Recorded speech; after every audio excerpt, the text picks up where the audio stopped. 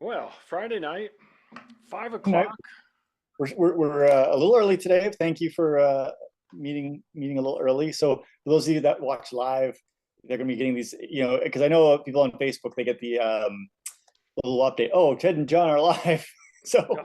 here we are, a little early, but it's good. I'm back in Las Vegas for just one show only. This is Uh-huh. I'm getting out of town again. I can't handle the heat. I love it. Okay, I'm gonna try to. I gotta try to share this to. Okay, there we go. I can do that. I'm sharing it to our other Tri Club page, so that's where people usually find us. All right. And Well, hopefully we looks got like that's gonna work. some Okay. people that are going to Uh, watch us live. And if you're watching live, once again, feel free to throw into the chat if you have any questions. Tonight, we're going to kind of take a little bit deeper dive into recovery. And I know we've talked about recovery from the recovery modalities, like the boots and the massage and that kind of thing. But today, I really want to talk about like kind of the physiology of recovery and why we need recovery, and in our weeks, in our months, and talking about like periodization of training, where we actually plan recovery into the plan. well, I love this topic, and you're right. We have done it a few times, I think, at this point, and it's that important. The way I look at triathlon, and you do as well, is we're looking at longevity. Yeah. We're not looking for a one and done type of event. There are people who do that, and that's fine. But the way that both you and I approach triathlon is we're looking to do this for a long period of time, a lifestyle. And in order to have longevity in the sport, you need to pay attention to recovery. And recovery isn't just a physical recovery, it's broader than that. And that's what we're going to cover in this episode tonight. Yeah. Yeah, we're gonna cover both, I hope, physical and some of Yeah. the psychological stuff. So I guess the first thing that kind of really take a deep dive into, or not even a deep dive, is you know why do we train? Like you and I, we just said it. We train for longevity in the sport, but you and I also we're competitive. Let's not lie to each other, right? Like Hmm. we want Hmm. to go to the race and we want to do well, and Right.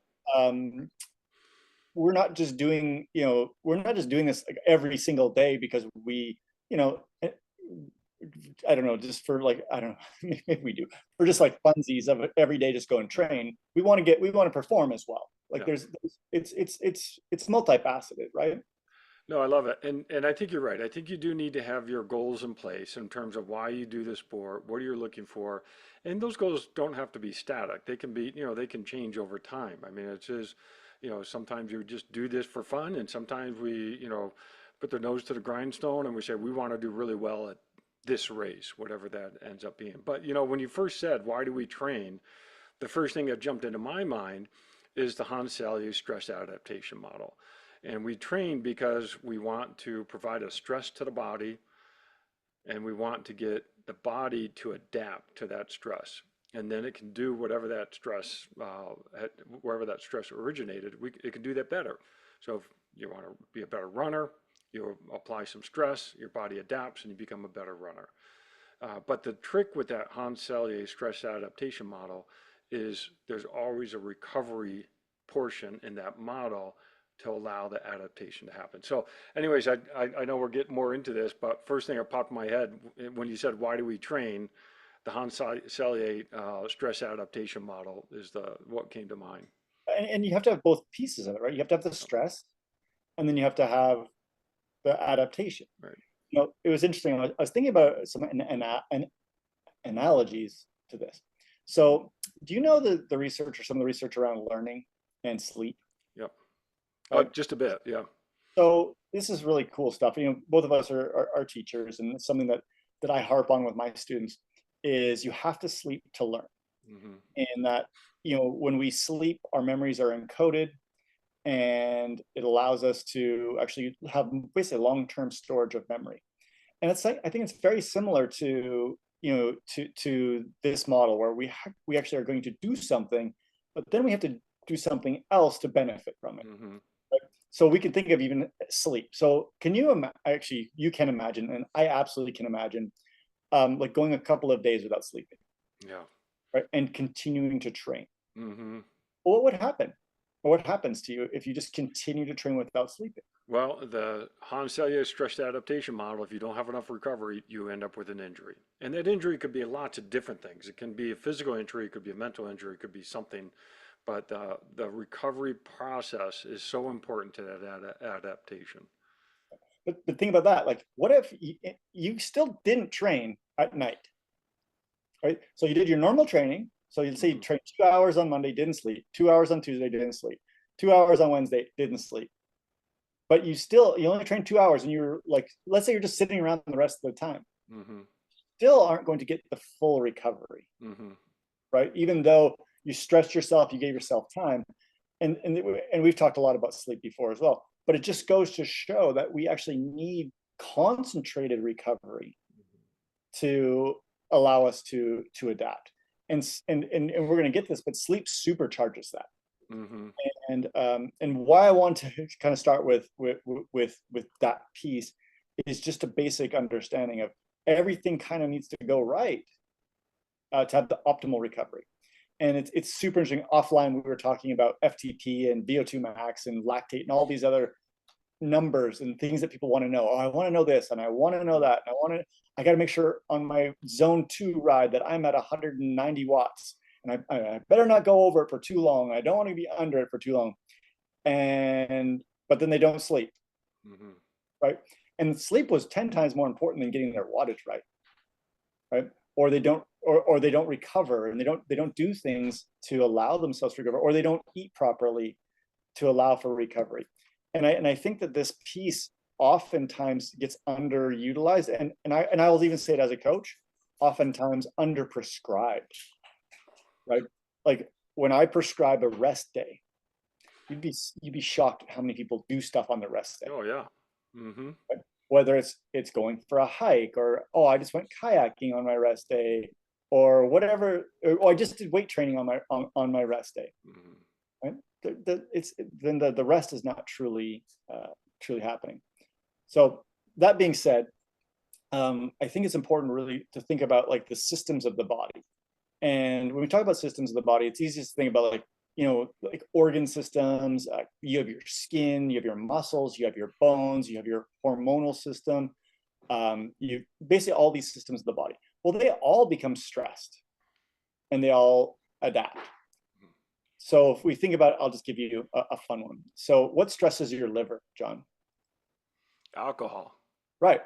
So what happens if I keep drinking alcohol over and over and over? Your liver is stressed. But it gets better at processing alcohol, Hmm. right? It does. That's why people can potentially drink more alcohol. The question I would have is if you're always drinking, right, and you never stop, that's when you would really get sick. Hmm. And I think it's very similar to our musculoskeletal system. If I continue to stress without time in between, basically my muscles and tendons and ligaments and everything, it's good. They're going to get sick. Hmm. And when we talk about that sickness, oftentimes that's injury, or it's just they can't perform. Hmm. Right? And we talk about this a lot with like when we exercise, we create micro tears in the muscles, and those micro tears they have to have time to repair, and it's the reduction of stress in either in days or in weeks or months or whatever that allows that repair of the muscles to happen. So do you ever think like that when you're exercising? That's what one of the things you're doing is actually like breaking down your muscle.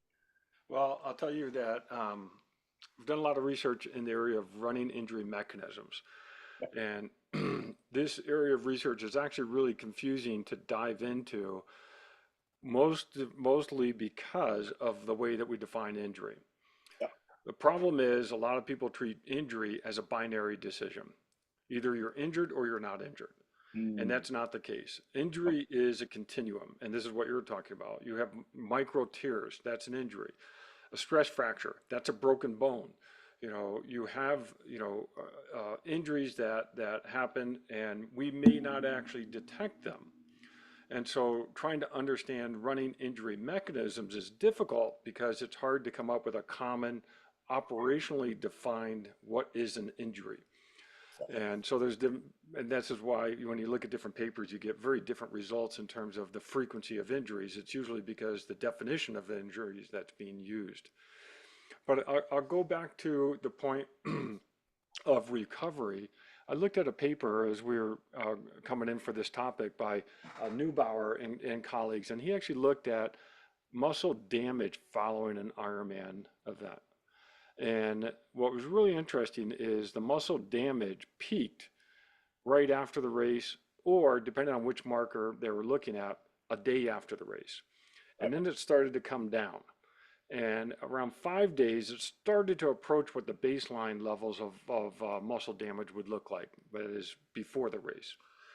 But you weren't really fully cleared of muscle damage until the way that they looked at it, they looked at 19 days afterwards. And so after an Ironman, you're looking at 2 to 3 weeks of markers present in muscle damage, just to give sort of a context of how much muscle damage can occur after some exercise. So let's add some context to that. So that's, I don't know, let's say it's a 12-hour event. Mm-hmm. Right? And honestly, there's not a lot of muscle damage that occurs from swimming. Yeah. Because it's mostly a concentric contraction. And there's not too much even from bike riding as far as pure damage to the musculature. So it's a lot of it's just running. So I would throw it out and say, well, what if I ran 50 miles a week? Mm-hmm. How long, if I did that for, let's say I built up to that point, how long would it actually take me to recover from that? Like if they did some similar metrics, it might be just as long. It might be 19 days. Yeah, and the problem is if you're trying to run 50 miles a week, you're not allowing the muscle damage to clear and to get back to baseline. And so you're continuing to build that stress on that stress. And now the Hans Selye model, you're going to keep stressing, stressing, stressing. Eventually, you're just going to hit an injury.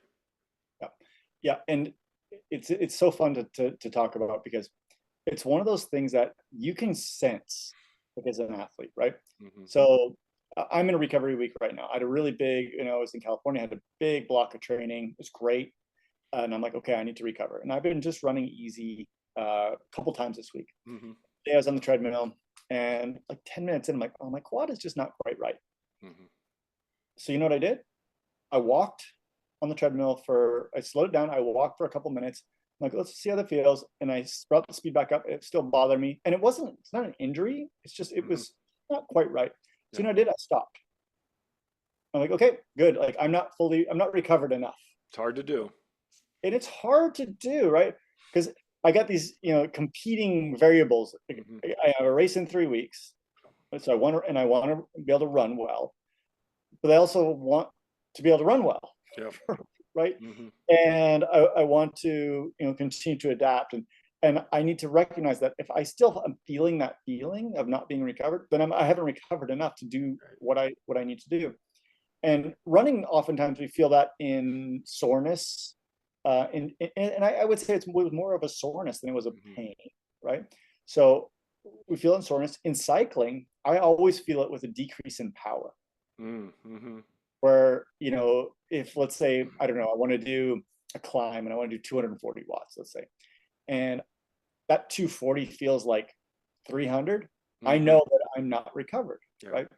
And I think that having that kind of internal gauge is important for people, especially people that either coach themselves or have a coach but don't necessarily do a good job of like letting them know, right?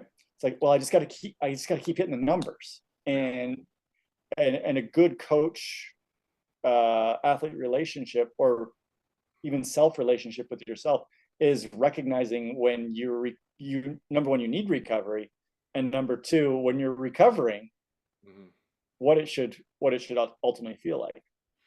It's hard for us to get out of our own way. And you're right, to have an objective perspective of what's going on is sometimes what it takes to say you need a recovery day, because it is hard when we say, oh, I want to do this today. And then you start doing this and you realize, well, no, maybe I shouldn't be doing this. I should be recovering. But now you've got that mindset, well, I said I was going to do it. I'm going to do it. And without having that objective voice, sometimes it's hard to make that decision to stop. You know, something you said earlier in terms of being successful relative to recovery. The other thought that really popped in my mind was, if you want to have your best day, you got to get to you got to start with the mindset of getting to the start line injury free.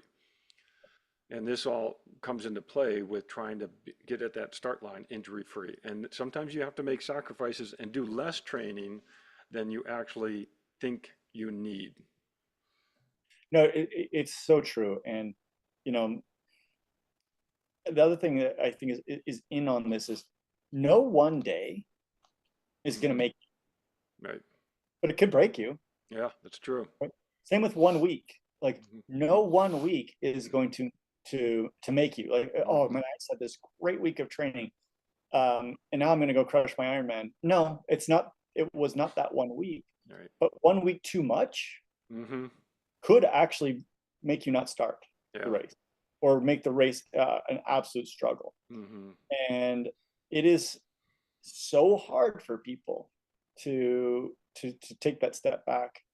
The yeah, the it's tough. It And is. And some of the apps we use make it harder.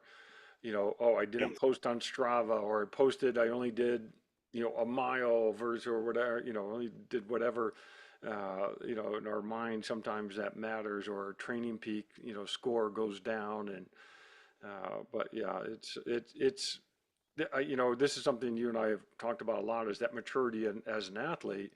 And if you're thinking long-term success and longevity in the sport, I agree with you. It's not a 1 day training that's going to make a difference. It's not even a 1 week training block that's going to make a difference. It's being in the sport for a long period of time.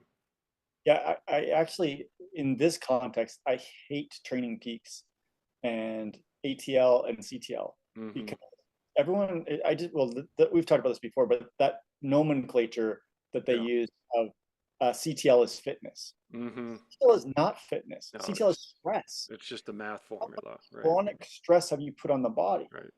Mm-hmm. It doesn't take into account the recovery that you need. No. And so it's a flawed metric. Mm-hmm. And um, some of the athletes that I coach are not a, they really like that number. It's like, oh Yeah. yeah, I know that I'm going to be good when I'm racing at Mm-hmm. 100, Mm-hmm. or I'm holding at 100. And I'm like, but actually, what we do oftentimes is go into a race, we drop you, right? So Mm-hmm. we actually think about it, we taper you. Mm-hmm. So your number, instead of being at 100 on race day, might be 75 or Yeah. 80 Right. on Right. race day. Well, are you the most fit at that time? Yeah. Like Mm-hmm. as far as racing, you absolutely are. When you're at 110 or 105, um, you are not fit to race. Mm-hmm. But you were stressed. And I think that educating people about that is ultimately really, really important. And understanding what those numbers mean. Then you add in the piece of like the Strava. Like I had a 12-minute run today, and people Mm-hmm. gave me kudos. Like, thank you for those of you that gave me kudos. They should be giving me kudos for getting off the treadmill. Like that was like the smart thing to do, Yeah. right? Because I had it in my mind I was going 45 minutes. Like that was my plan today. But Mm-hmm. it it was, and I didn't look at it as a failure. I'm like, okay, look, I'm just not recovered enough. Like we're good. Like let's move on. And could I have run 45? Sure. Could I have run an hour 45? Yeah, I could have. But the damage may have been not not worth it. Like what's the old saying, the juice was not worth the squeeze. Mm-hmm. Yeah. Yeah. Right. So the next area I want to talk about was the hormonal system, or the endocrine system. Mm-hmm. So everybody that I know in the world of triathlon endurance sports knows about cortisol. Mm-hmm. And cortisol is released by the adrenal glands, and it's called cortisol because it comes from the cortex, so the outer part of the adrenal glands. The adrenal glands sit on top of your kidneys, and cortisol is, as most people know, is a stress hormone, and it's a good thing. Like if if you're going to go do our club race tomorrow morning, you're going to have higher levels of cortisol. It's gonna help you perform. and, and there's nothing wrong with that. Mhm. But having high cortisol or high stress hormones for a long period of time is a negative thing. And it's funny because it's actually negative towards another hormone, testosterone. And I think also most people here understand how important testosterone is, and how important keeping levels of testosterone relatively high are, um, for endurance athletes, and how difficult it is for endurance athletes. Um, so one of the things that can happen or should happen during recovery is cortisol should go down and testosterone should go up. And if you were actually able to do blood tests every day, you'd actually see this. And there's some papers on this where, you do like a 3-week training block, and then they look at your testosterone. It gets depleted, and then you, as you recover, actually gets a little bit better every day. And so instead of taking like the TRT treatment, testosterone replacement therapy, or different supplements that are supposedly increase your testosterone, maybe just recovery might get you there, because you're going to be dropping your cortisol. Yeah, and actually some work, they mentioned some work, I think it was, I looked at Kramer back in 2004, looked at the importance of recovery, getting the hormonal system back in balance, and actually promoted anabolic or muscle building with appropriate recovery relative to hormones. The other hormone that's negatively affected is thyroid, and it's Hmm. I don't know if it's T3 or T4, but thyroid production will also decrease with chronic stress and chronic high levels of cortisol. So this is the other one that oftentimes we have endurance athletes that they get, they'll go get a thyroid test and they'll be, hypothyroid. And they're like, I didn't understand. Like, I exercise all the time. Why am I hypothyroid? Well, one of the reasons is because of the chronic stress that they're getting from cortisol. And I'll just throw this one out because it's kind of fun. Both testosterone and thyroid have also been implicated with people doing lots of underfueled training, Hmm. because underfueled training also will stress the cortisol system. Because once again, if you don't have enough blood sugar going around, your body's gonna be like, hey, I'm under stress. You keep pushing me, so I'm going to use cortisol to basically upregulate everything. Yeah. So once again, this is all multifactorial, but when it's time to take a break, it's not just, well, I'm taking a break because I need a break from the sport. It's literally, there are many systems that are at play here. No, that's true. And you haven't used the word overtraining yet, but that's obviously where this all leads. If you continue to stress the system, especially the hormonal system, you are going to lead to an overtraining response. And overtraining is a serious syndrome that it's actually hard to elicit. It really does take a lot of dedication to get to a point where you are overtrained. But once you are overtrained, it can take a long time to get things back in balance, years, and is not something that is easy to recover. I think it was Noakes that coined the term, not overtraining, but more. Oh, now I'm drawing a blank on the term. Overreaching. Thank you. Yeah, overreaching, which is what we strive for, which again goes that Hans Selye model. We want to stress the system just a bit, but then we want to allow it to recover, and that's where we're going to get that positive adaptation. But if you keep trying to do, like you talked about before, that 50-mile week, 50-mile week, you keep building on that stress, you're eventually going to hit an overtrained response, which can be really detrimental to staying in the sport. And the kind of the next thing I want to tackle, other than like biologic systems, is this whole thing around the fear of losing fitness when Hmm. you're recovering. Like, oh, if I didn't train on Wednesday, I think that it is okay to have the fear, especially if you're coming from a place where you weren't very fit and you worked really, really hard, right? Like, Hmm. you've done all the work, you've trained for years. It's like, oh, I don't want to lose the fitness. Hmm. So there's tons of work on this. Yeah. Mostly, what I've seen is in marathoners and in cyclists, where they actually, they take a significant amount of time off for one reason or the other, and the amount of time it actually takes to get their fitness back. Hmm. Hmm. And it's, well, number one, with 1 week off in endurance sports, there's basically no degradation in fitness. If anything, once again, you probably get stronger. Mm-hmm. When we look at 2 weeks off, you start to see you might lose 5%, maybe, I mean, we're talking about aerobic capacity, right? But then we also see within a week it can come back, it'll be Yeah. back, right? And so this fear of people of, oh, I don't want to lose my fitness. I don't want to, that's why I don't want to actually have recovery weeks or recovery days is not not been borne out in the literature. Mm-hmm. Now, that being said, there's very little literature, and I did a search on this for like people in their 50s and 60s Yeah, right, right. on endurance. There is on strength, but not on Mm-hmm. endurance. I don't know if you've come across anything. No, but to the point of the time off, this is where some of the early dogma really went down the wrong path because there was some great research on if you stopped training, you could lose up to 50% of your fitness in a week. The problem was you had to read the paper because the way the paper did recovery was bed rest. They were literally they couldn't get up out of the bed. That's right. And this is the era of trying to, learn more about microgravity situations, sending astronauts into space, looking at what happened when they came back, and they were trying to replicate some of that work as bed rest with the legs raised up. And it was a very different paradigm than what we're talking about. Bed rest is dangerous. If you're in the bed and you are not moving at all, you do lose fitness pretty quick. But that's a special case of recovery, and that's not even recovery at that point. That is just lack of stimulating the body in any way.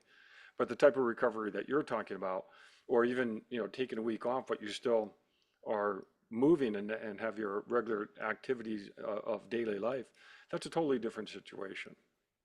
So I mean, I'll tell you my anecdote here. As most of the long-term listeners know, I was out with a surgery last year, Hmm. and pre-surgery, I also wasn't training. So I had kind of activities daily living for about a month without training. My fitness dropped, and then I was literally on the couch for a month. Yeah. Hmm. And a big day was going down the stairs, Yeah. and um, don't get me wrong, like after those 2 months, and then I had to have a really slow getting back. But I mean, if we think about this, like this May wasn't it's been like 8 months, 9 months. Hmm. I raced a half Ironman, right? Yeah. And I did 505. Right. Like last year, I would probably done a 445. So it's Hmm. 20 minutes, just nothing. Hmm. And I really spent 2 months of doing zero. Like I was funny, I pulled up some Strava data and some Training Peak stuff, and I actually looked, and I had zero for 2 months, Hmm. zero training. And for me, that's crazy, right? Like Yeah. Right. you see what I do, and it's still there, right? Hmm. And it's interesting, like, and don't get me wrong, like when I'm sitting on the couch, I'm feeling Hmm. this, right? Well, I'm and feeling it leave me, but it comes back. yeah, yeah, yeah, and I think this actually goes to something we were talking about right before we got on and on the episode was VO2 max by itself, which is probably went down over that 2 month period. That is not a great predictor of performance, and something that is often overlooked or even under considered is the importance of skill of the sport. Yes, it's swim, bike, and running. And yes, we're running only in a straight line for the most part. But there's still a skill in terms of recruiting muscles at the right time in the right order with different, agonist and antagonist muscles and what have you.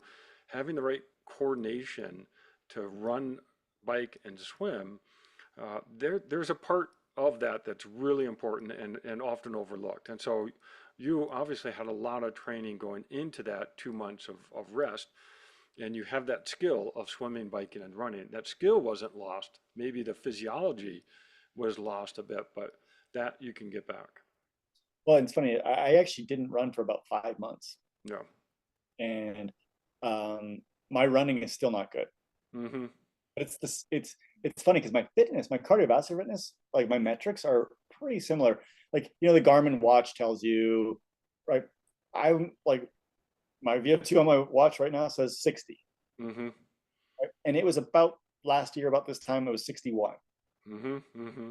So as far as that's concerned, it's basically back. Yeah. I can actually, the skill of running I can go and do, but it's the musculoskeletal component of it. I'm still Mm-hmm. not strong enough in the Mm-hmm. eccentric side, and I'm working on it. Right. It's been a slow process. Mm-hmm.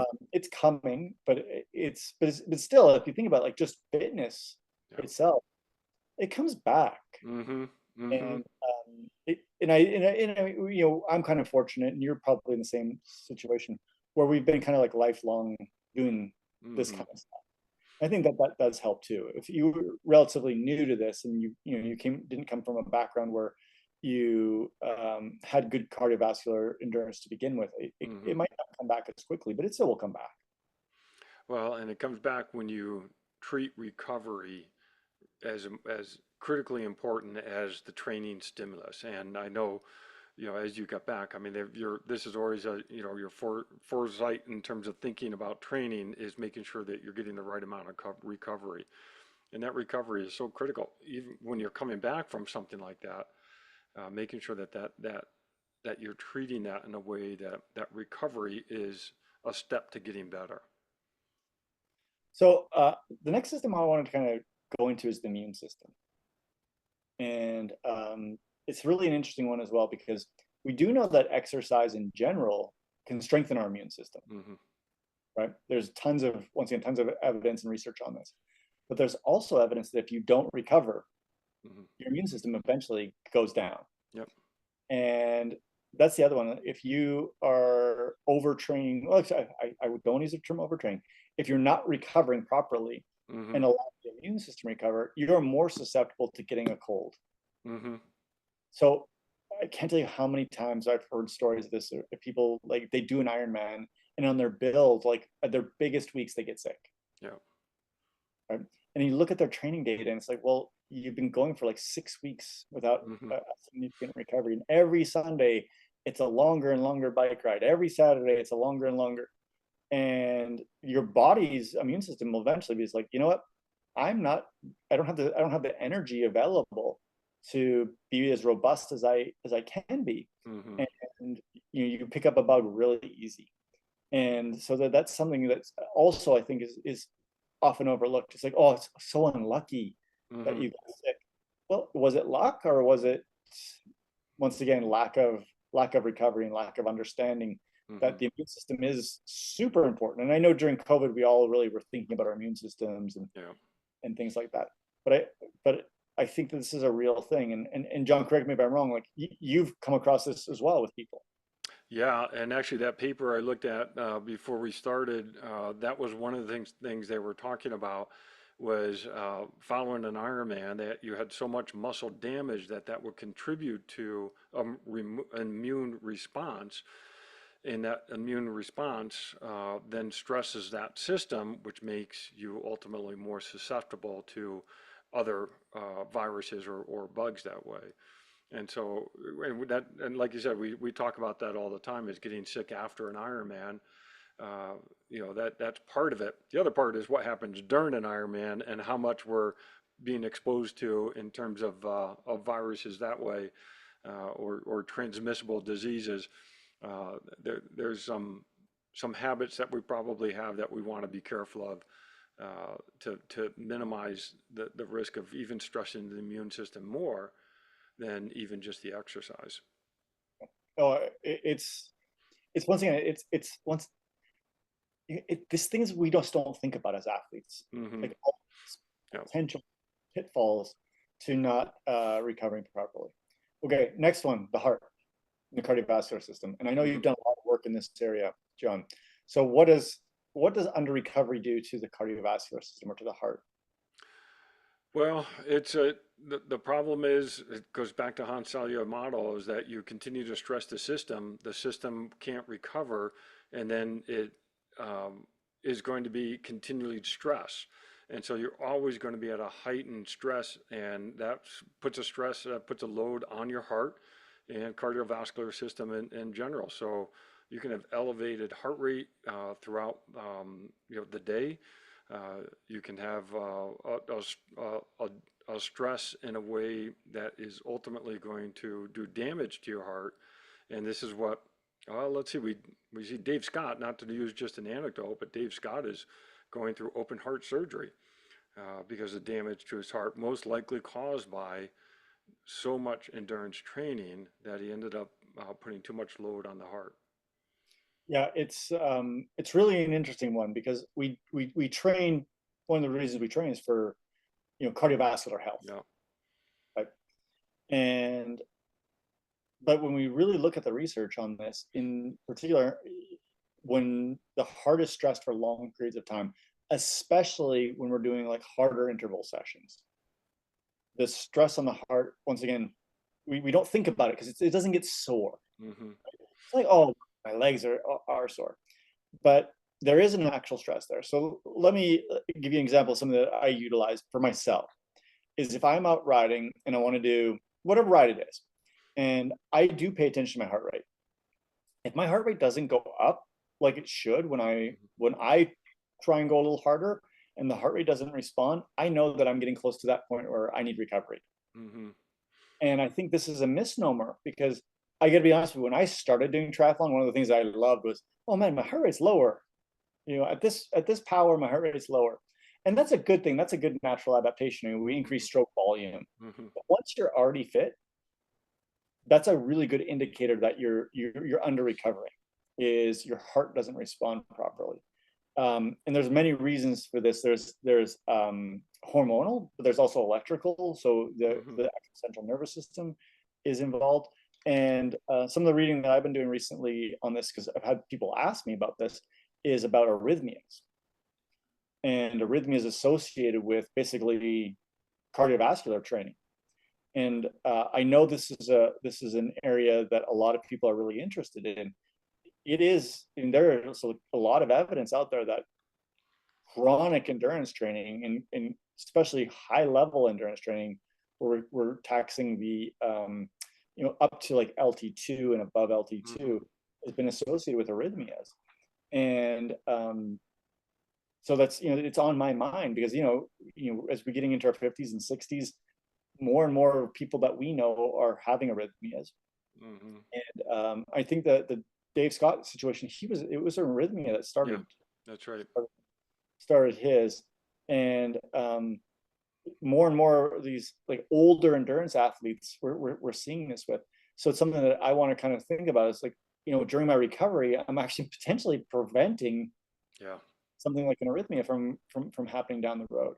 Um, but once again, and I keep saying this, and maybe I shouldn't, but not we have to educate people on these things. We have to have a healthy approach to exercise because the other part, we touched on this in a previous episode. I'm trying to remember which one it was, but we talked about exercise addiction. And that's where exercise becomes a negative influence on mind body health. And we really do need to be careful of that in triathlon because it's so easy to look at athletes that are doing well and say, well, I need to train X hours or I need to get to, a high load. And again, longevity in the sport, you have to treat exercise as a way that it's going to help you. And you do need to be careful where too much exercise is going to be a negative. Okay, so we've covered a lot of systems. So let me ask you this one: how do you do this? How do you plan it? How do you actually apply rest into the training plan? So that's a good question. And the way that I approach it, I really break it down into the physical stress and the mental stress. I know with my rheumatoid arthritis, if I get mentally stressed, I have an immune response, and it can lay me up that way. And so I really try to practice ways to minimize the mental stress. Simple things, race week. I try to reduce my workload in terms of emails, getting into emails, or maybe getting into even maybe certain social media channels, or getting into certain things, or even minimizing if I'm playing chess. Because right now, the way I play chess, I'm 50% win, 50% loss. That's stressful. And Yeah. you know, you go through a series and all of a sudden you lose 4 games in a row. It's like, what the, you know, now you got to play more. You know, it's like video games. That can be stressful. And so that type of mental stress will negatively influence your recovery. Physically, I try to just reduce the load. I try not to go to bed rest, but I'll do more non-weight bearing work than and very low intensity exercise during a recovery phase. So I run in the water a lot. I like swimming as a good recovery because it is non-weight bearing. Cycling next, and then running last. Running is always the big demand for me. And I love what you said because you said low intensity. Hmm. Because it doesn't, and I also love what you said, it's not complete rest. Right. Like I've been to the pool in my rest week, I've been twice, but Hmm. both days were minimal. It was like 1500, easy, you know, not crushing it. Yep.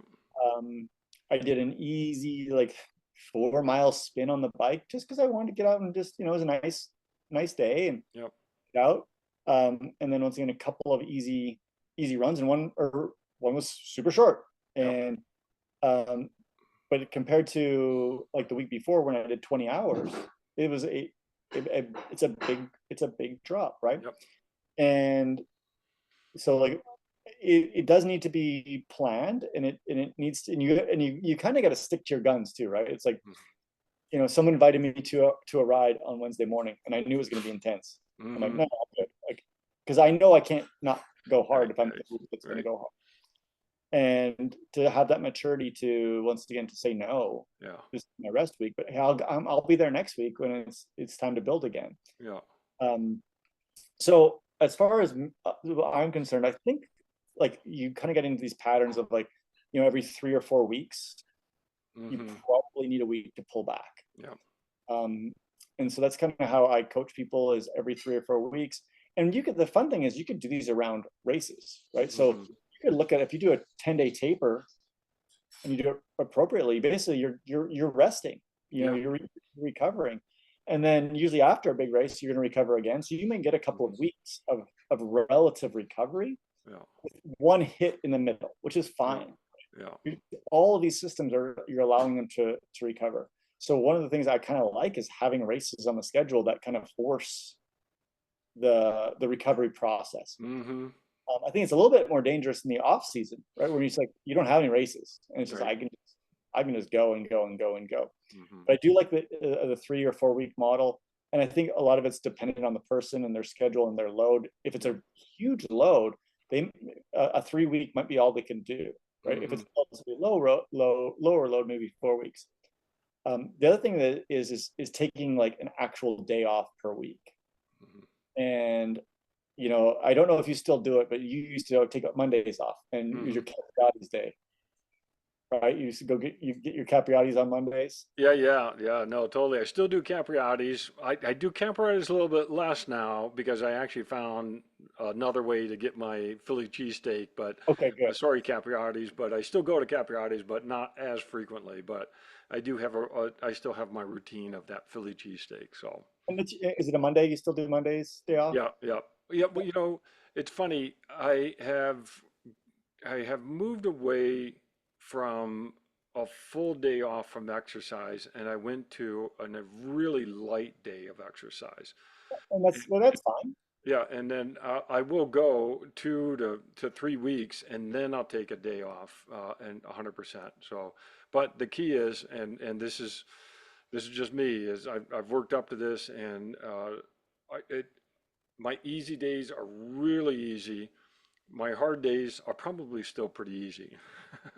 So, I do not dive into the high intensity work really at all. And I would say the people that do high intensity, it's like the people that I Yeah. coach usually do 2 high intensity sessions a week, Yeah. sometimes Right. 3. Right. And it's critical then the day off, and it's Yep. in the timing of the That's day off right. with the intensity Hmm. becomes really critical. Uh, Hmm. so there's that, and then the other recovery that I wanted to talk about was there's a couple other points of the season where I think recovery is really cool, and that's after the last race of the year, Hmm. right? Is to just walk away, take two Yeah. or 3 weeks, Uh, Mm-hmm. and when I'm coaching people, I'm like, hey, just do something that you enjoy. Yep. Yeah, it's not bed rest. Right? Mm-hmm. I kind of want you to put the bike away. Mm-hmm. If you got a mountain bike and you want to just go out and do a little Yep. something easy, that's fine. Um, you know, running, maybe running in the pool, but not like running, hiking, whatever the case may be. I think that's really important. And we haven't even talked about the mental side, but I think that's important. And Mm-hmm. then after the A race or a big goal race. So and I know like a lot of people that you know that I coach listen to the podcast, but for a lot of people I coach, St. George was like a big race. They were trying to Yep. qualify for New Zealand. And so the next week after that was an off week because Mm-hmm. he built and built and built and built for that one Mm-hmm. race. Yep. And so I'm a big fan of the A race of the year or the A race of a block. You get that's like automatic. Yeah. You get a recovery week afterwards because there's a lot that goes into it. There's a lot of stress Mm-hmm. mentally as well Yep. that goes into those bigger races. And then if let's say you don't have an A race made till the fall, in where we live, where we can kind of train like year round, Mm-hmm. I do think a mid-season break is also important.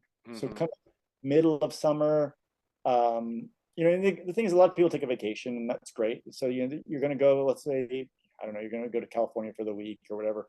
Maybe it's a week off, right? Mm-hmm. In the middle of the season. And I know a lot of pros do this as well. They kind of, you know, they have like a mid-season break.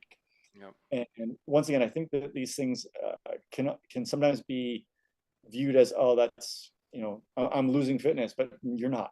Yeah. You're actually recovering. No, and you're going to get stronger. And I'm like you. After a big race, 1 week, no running for sure. I'll run in the water, but Yeah. that's no impact. I'm not even touching the bottom of the pool. Yeah, and if I'm biking on my trainer at 100 watts and not going above that. And even doing something as short as 30 minutes, not trying to stress the system at all. And I've even gotten to a point where I'll go in, I'll swim 500 yards Yeah. as a There's swim. nothing Not wrong with even, that. yeah, just because I'm not trying to gain fitness then. I'm actually really just trying to recover. No, it's good. And once again, like I know we've talked about recovery before. We've never kind of tackled it from this angle. Um, you know, it's something that you just got to figure out and, you know, have a plan and see how it works for you, right? Hmm. Um, Maybe it's a 10-day thing, maybe it's a 7-day Hmm. thing, maybe it's a Yep. 5-day thing.